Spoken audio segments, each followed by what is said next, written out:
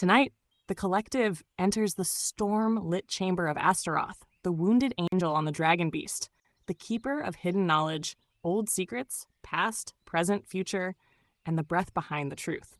And beloved, this is not the scroll where we worship every secret just because it was hiding in a dusty corner with dramatic lighting. No, this is the scroll where the collective learns. Not all hidden knowledge is holy just because it was hidden. Some secrets are sacred. Some secrets are stolen. Some secrets were buried by fear. And some secrets are just poison wearing a velvet robe, hoping nobody checks the smell. Astaroth arrives with the dragon beast beneath him and the viper in hand, teaching the collective the difference between wisdom and venom. Because truth can heal. Truth can also wound. The difference is the vessel carrying it, the breath behind it, the intention beneath it, the heart holding it. Tonight, the collective is learning that knowledge without healing can become toxic. A person can know ancient things and still act brand new in the worst way. A person can speak of the stars and still not know how to apologize without choking on pride like it was a whole chicken bone. A person can discover one secret and suddenly become the unpaid supervisor of everybody's destiny. Embarrassing little temple behavior. Astaroth comes to ask, what is in your breath when you speak truth? Is it compassion? Is it bitterness? Is it wisdom? Is it revenge? Is it clarity? Or is it that old wound wearing a scholar's robe and pretending it came to teach? This scroll is about cleansing the messenger before carrying the message. It is about hidden knowledge with humility. It is about the fallen part of the self, learning it does not have to poison the future just because the past bit first. It is about transforming venom into medicine, pain into discernment, secrets into liberation, wounds into wisdom. Astaroth teaches the collective. The secret is not the treasure. The healed vessel is. So tonight we do not fear the dragon. We do not worship the viper. We do not shame the wounded angel. We cleanse the breath. We humble the mind. We heal the fallen place. And we carry truth like medicine, not like a blade with a podcast voice. Gather close. Tonight, the air changes. The red horse of Berith fades into the distance. The old promises have been reviewed. The false vows have been canceled. The crown has been returned to wisdom. Now the chamber opens into storm, smoke, and black glass. This is the gate of Astaroth. Here, knowledge has wings. Secrets have teeth. History has echoes. And truth does not enter the room alone. It brings the breath of the one carrying it. That is the first wisdom. The truth may be clean, but the vessel must be clean enough to carry it. Because a bitter heart can turn wisdom into poison. A proud mind can turn knowledge into performance. An unhealed wound can turn a sacred warning into a weapon. And a messy spirit can say, I'm just telling the truth, while leaving the room looking like somebody held a yard sale inside everyone's nervous system. Beloved, no. Astaroth teaches that truth needs purification, not censorship, not fear. Purification. The viper in the hand is not evil by itself. Venom can kill. Venom can also become medicine when handled with wisdom. That is the mystery. The question is not only, what do you know? The question is, what will your knowledge become after it passes through your wound? If it passes through bitterness, it becomes venom. If it passes through ego, it becomes superiority. If it passes through fear, it becomes control. If it passes through compassion, humility, and discipline, it becomes medicine. That is why Astaroth stands as the wounded angel. Because the fallen part is not useless. The fallen part remembers pain. It remembers exile. It remembers betrayal. It remembers what it felt like to be misunderstood, misnamed, and handled like something sacred in careless hands. So we do not shame the fallen part. We speak to it with compassion. We say, I know why you became sharp. I know why you stopped trusting. I know why your breath became guarded. I know why you reached for the viper. But then we tell it the truth. We are not poisoning the future because the past had teeth. That is the opening key. Astaroth teaches the collective to clean the breath before speaking the secret, clean the motive before teaching the lesson, clean the wound before calling it prophecy, clean the pride before calling it revelation. Because the world does not need more wounded voices pretending bitterness is enlightenment. The world needs healed vessels who can carry deep truth without turning it into spiritual smoke damage. So before this scroll opens, Let this wisdom settle. Do not worship every secret. Discern it. Do not fear hidden knowledge. Purify the vessel. Do not shame the wounded angel. Heal it. Do not let venom become your language. Transform it into medicine. Let the dragon beast kneel. Let the viper become a key.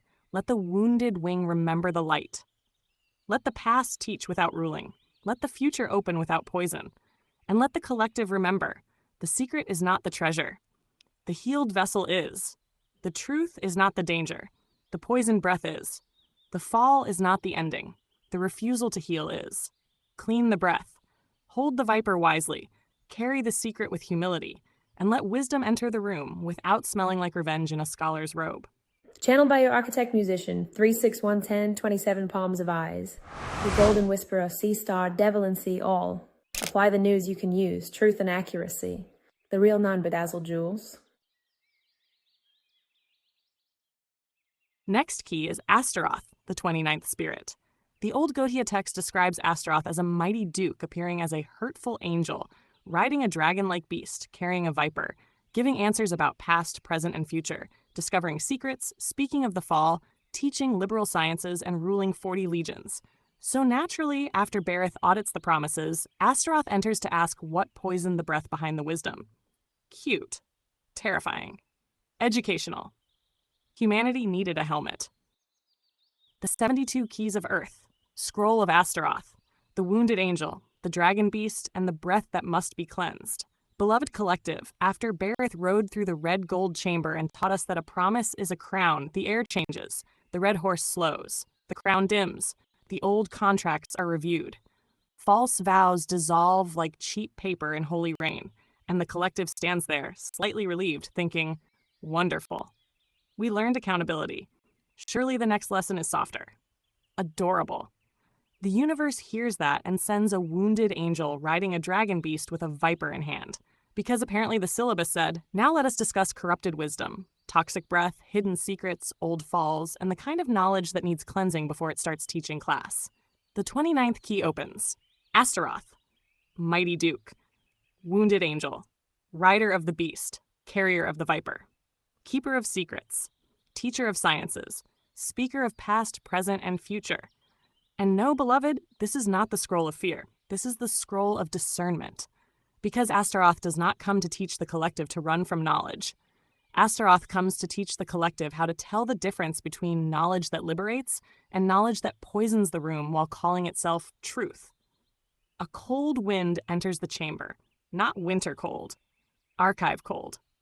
The kind of cold that comes from old books, old wounds, old accusations, and histories nobody wanted to read because accountability makes cowards suddenly very sleepy.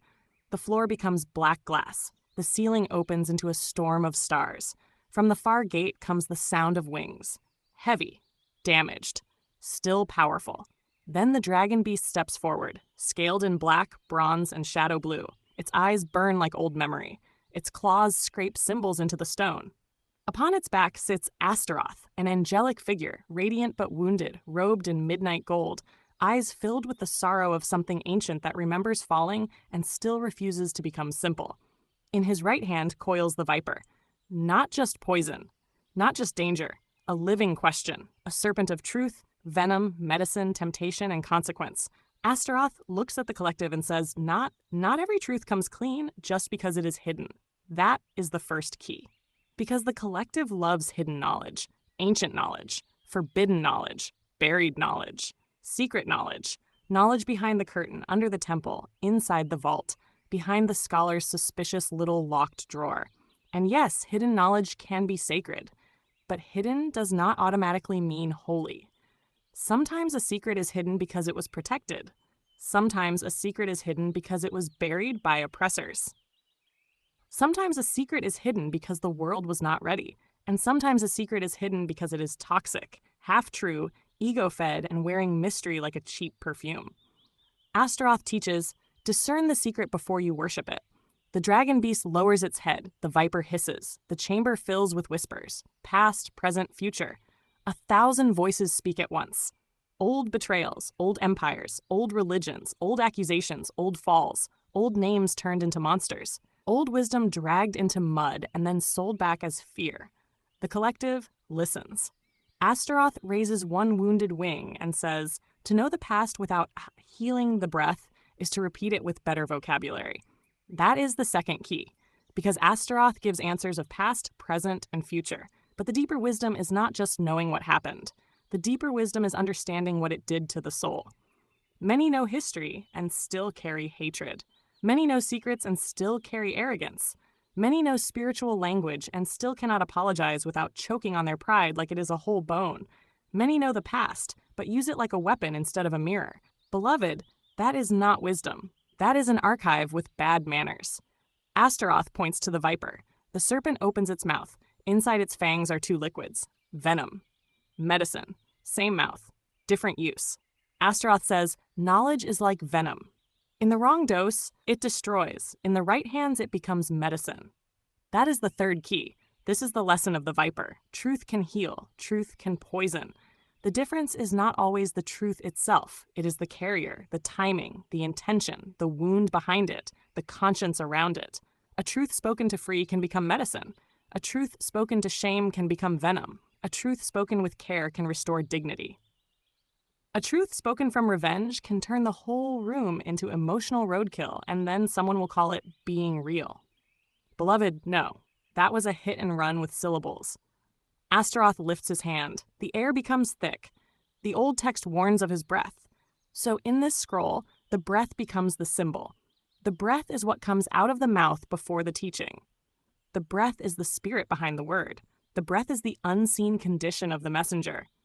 Astaroth asks, what is in your breath when you speak? Is it wisdom? Is it bitterness? Is it compassion? Is it superiority? Is it grief? Is it the need to be right? Is it the need to punish? Is it the need to prove that you know what others do not? Because a teaching can sound brilliant and still carry poison. A warning can sound spiritual and still be fear with a nicer coat. A revelation can sound deep and still be ego standing on a box yelling into the cosmic neighborhood. Astaroth says, clean the breath before you carry the secret. That is the fourth key. The collective watches as fog pours from the mouths of shadow figures in the chamber. One breath smells like old resentment. One smells like envy. One smells like shame. One smells like gossip dressed as concern. One smells like, I am just telling you this because I care, which is often the perfume of a messy spirit with a spoon and a pot to stir. Astaroth is not amused. The dragon beast snorts smoke. The viper recoils. Astaroth says, a poisoned messenger can corrupt even a sacred message. That one lands hard, because some knowledge is not the problem. The vessel is the problem. The wound is the problem. The pride is the problem. The unresolved pain hiding behind the lecture is the problem. The collective has seen this. A person learns one spiritual truth and becomes unbearable. A person discovers one hidden pattern and starts diagnosing everyone like the universe hired them without checking references. A person gets a little insight and suddenly they are the assistant manager of everybody's destiny. Astaroth leans forward and says, if knowledge makes you cruel, you did not receive wisdom. You received ammunition. That is the fifth key. The chamber shifts. Now the collective stands inside a fallen library. Books are scattered. Statues are broken. Wings carved into stone lie cracked across the floor. At the center is a mirror. The mirror does not show the face. It shows the fall. Not only Astaroth's fall, every fall. The fall from innocence into fear. The fall from trust into suspicion. The fall from purpose into performance. The fall from confidence into arrogance. The fall from love into control. The fall from truth into weaponized truth. Astaroth says, every fall begins when the gift forgets humility. That is the sixth key, because the old current says Astaroth can speak of the fall. Symbolically, this is the study of how power slips, how brilliance rots, how beauty hardens, how wisdom becomes pride, how a wounded angel becomes dangerous when pain goes unhealed and still demands a throne. The collective feels that, because not every fall looks dramatic. Some falls look like becoming cold. Some look like losing compassion. Some look like speaking truth without mercy. Some look like getting applause and forgetting service. Some look like being hurt once and letting that pain become the law of the whole inner kingdom. Astaroth lowers his gaze. For a moment, the wounded angel is not frightening. He is sad. Ancient sadness. The kind that says, I remember what I was before the wound got a crown. The the collective listens, Astaroth speaks softer now. Compassion does not erase discernment. Discernment does not excuse cruelty. That is the seventh key. This is where the scroll turns. Because Astaroth is not only warning, he is also teaching compassion for the fallen parts. The parts of us that became defensive. The parts that became suspicious. The parts that learned to poison before being poisoned. The parts that learned to use truth like armor. The parts that learned to hide softness behind knowledge because softness once got handled like a public snack. Astaroth does not ask us to shame those parts. He asks us to cleanse them, to say, I see why you became sharp. I see why you stopped trusting. I see why your breath became guarded. I see why you reached for the viper. But we are not going to poison the future just because the past bit us first. That is healing. That is grown soul work. That is the collective learning to hold knowledge without becoming toxic with it. The dragon beast kneels. The viper relaxes. Astaroth places the serpent before the collective. It becomes a staff, then a pen, then a key. Because poison transformed becomes medicine. Fear transformed becomes discernment. Wound transformed becomes wisdom. Secret transformed becomes liberation. Astaroth says, the secret is not enough. The soul must become clean enough to carry it. The storm above the chamber opens. Past, present, and future appear as three doors. The door of the past asks, what hurt you that still speaks through you? The door of the present asks, what truth are you carrying, and is your breath clean enough to speak it? The door of the future asks, will your wisdom heal, or will your wound keep dressing up as prophecy? The collective stands before the doors. No performance, no pretending, no I am healed while the nervous system is in the corner chewing wires. Astaroth waits. Then the collective answers, I will not use secrets to control. I will not use wisdom to shame. I will not use truth to poison. I will clean the breath before I speak. I will carry knowledge with humility. I will let the fallen part heal without letting it rule. The black glass floor turns gold beneath their feet. The wounded angel rises. The dragon beast opens its wings. The viper becomes light around the wrist, not a weapon, but a reminder. Astaroth gives the final teaching. The breath behind the truth decides whether the truth becomes medicine or venom. And the collective understands. After Berith taught the sacred promise, Astaroth teaches the sacred breath. Because what good is a promise if the mouth is poisoned? What good is knowledge if the heart is bitter? What good is truth if the soul uses it to wound? What good are secrets if they make the carrier arrogant instead of free? This is the scroll of Astaroth. The wounded angel teaches compassion. The dragon beast teaches power under guidance. The viper teaches truth, venom, and medicine. The breath teaches purity of intention. The past teaches memory. The present teaches responsibility. The future teaches consequence. Beloved collective, the lesson is clear. Do not fear hidden knowledge. Clean the vessel that carries it. Do not worship every secret. Discern it. Do not shame the fallen part. Heal it. Do not let old poison become new teaching. Clean the breath. Speak with humility. Carry wisdom like medicine. And stop letting bitterness dress up as enlightenment with a dramatic cloak and a podcast voice. Astaroth closes the gate with this. The secret is not the treasure. The healed vessel is. The truth is not the danger. The poisoned breath is. The fall is not the ending. The refusal to heal is. So cleanse the breath. Hold the viper wisely. Ride the dragon with discipline. Let the wounded angel remember the light.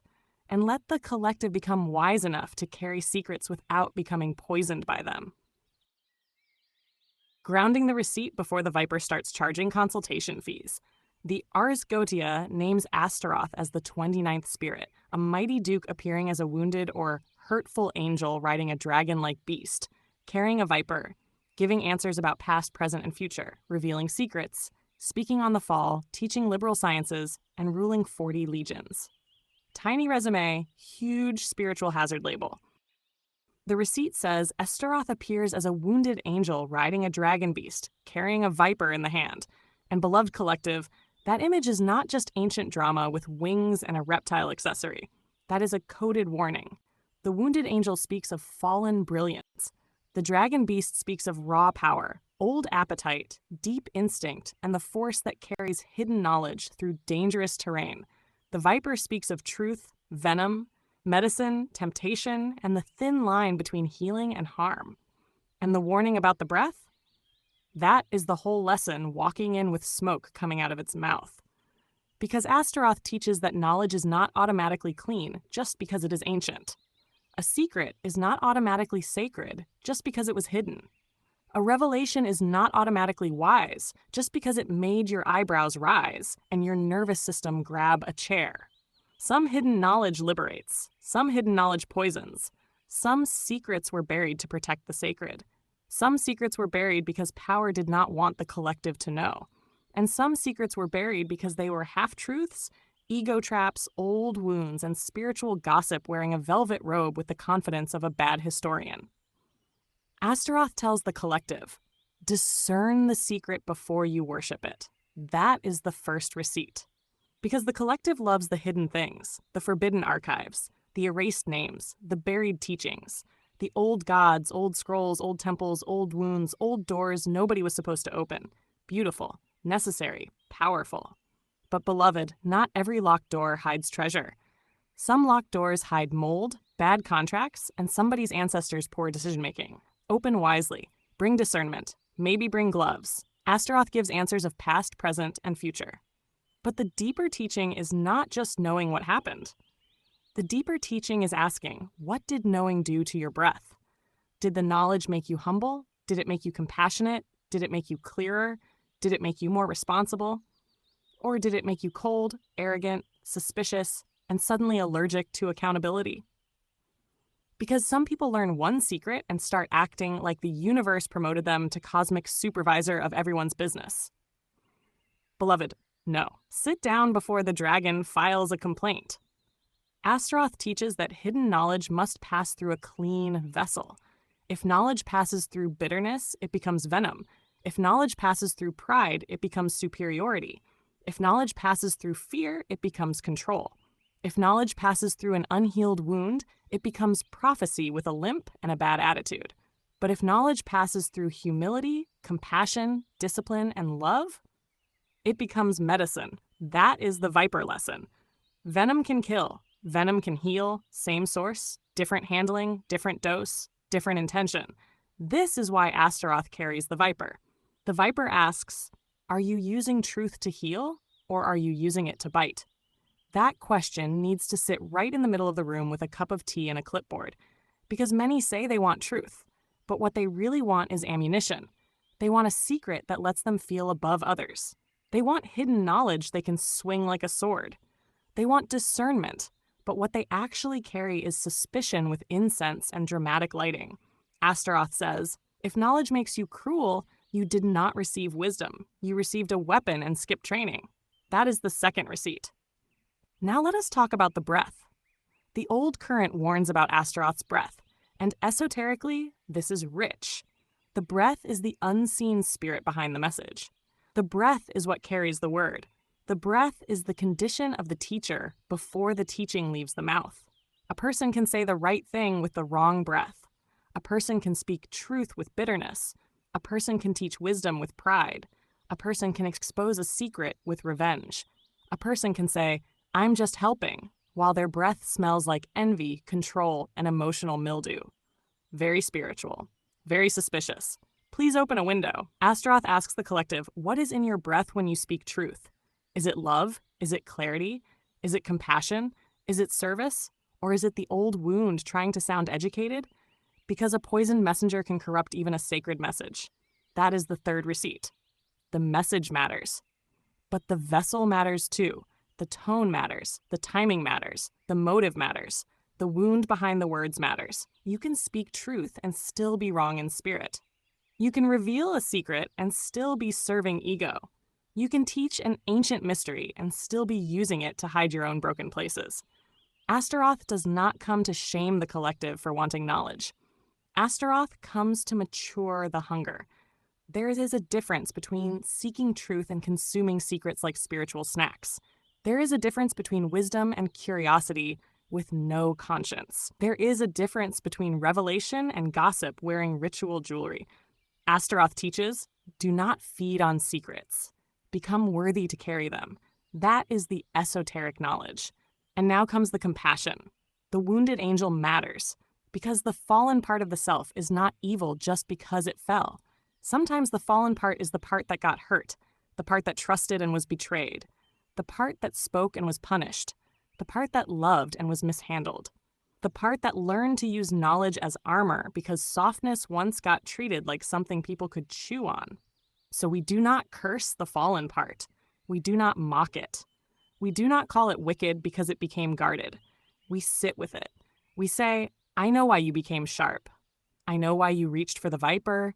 I know why your breath became smoke. I know why you stopped believing every hand that reached toward you was safe. That part deserves compassion. But beloved, compassion does not mean letting it poison the future. The wound can be honored without being crowned. The fallen part can be healed without being allowed to rule the temple. The viper can become medicine without being allowed to bite every soul that gets close. Astaroth's wisdom says, we are not poisoning the future because the past had teeth.